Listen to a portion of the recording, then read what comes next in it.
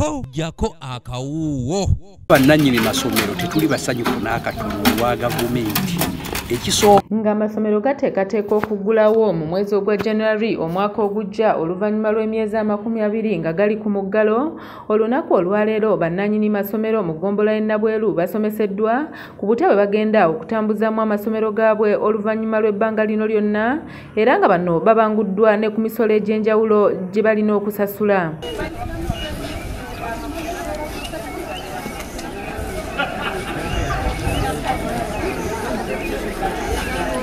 Omusomo guno gubadde ku ssomero lya Sacred Heart ejjinja Kalooli mu ggombolola y'e Nabweru era nga gwetabiddwako n'abakulembeze ab'enjawulo.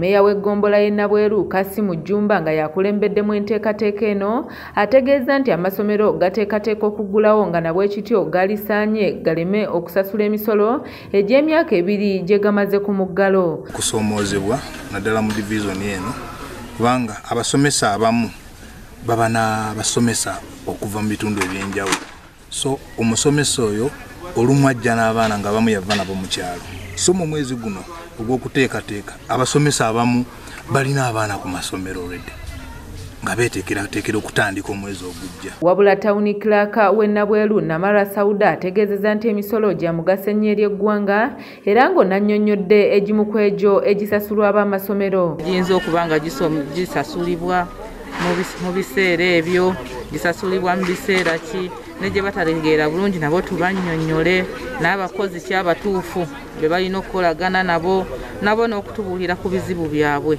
era tugezezzaako okumulungula tuteetinga emitima gyabwe bamanye nti no naffe tetuliiwo kubayigganya wabula tugenda kukwatiza wamu. Wabula abasomesa beekokkodde olw'okuyisibwanga obubi nga bagenze okufuna obuyambi ku munisipaali, kye bagambye kino kibasoomozezza nnyo mu nkola yaabwe ey'emirimu.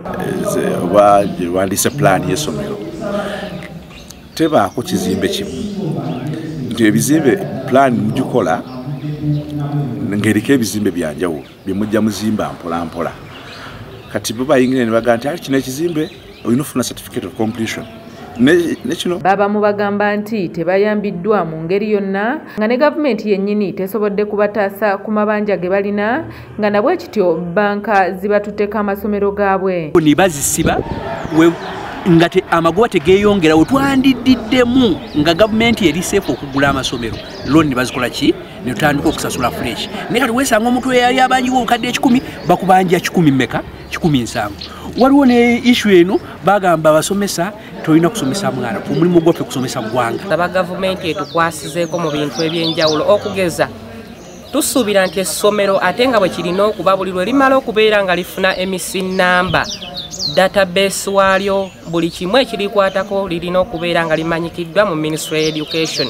Naye osanga nga bagabye ebitabo nga what happened in the recent. Bw'abadde ayogerako eri abakulu b'amasomero bano mmeeya wa munisipaali y'e Nansana Regina Bakitte abakuutidde nti okusoma bwe kubeera kuzzeemu baleme okukozesa abasomesa abatali ku mutindo olw'ensonga nti ebbanga libadde ddene nnyo ng'abaana tebasoma nga n'olwekyo babeera beetaaga abasomesa abalungi okusobola okubabangula. Olwaliro abaana abasinga tebakyaliwo, abamu bafunye embuto bazadde ate nga bakyali myaka gya 10 wakati w'emyaka egikyasoma.